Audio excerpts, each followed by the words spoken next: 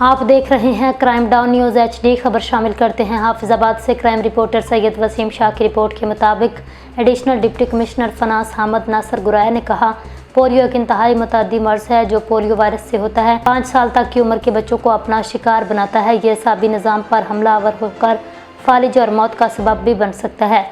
Polio का कोई इलाज नहीं और वैक्सीनेशन ही बच्चों को इस संगीन बीमारी से महफूज रखने का सबसे मौसर तरीका है। मुतअद्दिद मरतबा वैक्सीनेशन से लाखों बच्चे पोलियो से महफूज हो चुके। दुनिया के तकरीबन तमाम ममालिक से पोलियो का खात्मा हो चुका है। दुनिया में अब सिर्फ 2 ममालिक पाकिस्तान और अफगानिस्तान हैं जहाँ इस बीमारी के केसेज अभी भी रिपोर्ट होते हैं।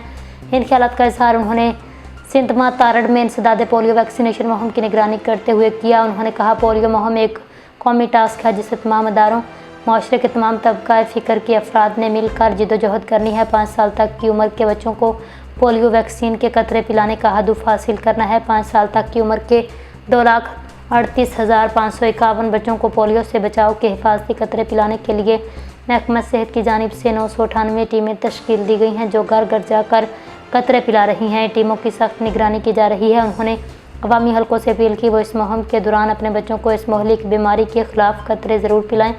अब तक के लिए इतना ही। मज़ीद न्यूज़ और अपडेट हासिल करने के लिए आप देखते रहें क्राइम डाउन न्यूज़ HD। अल्लाह हाफिज़।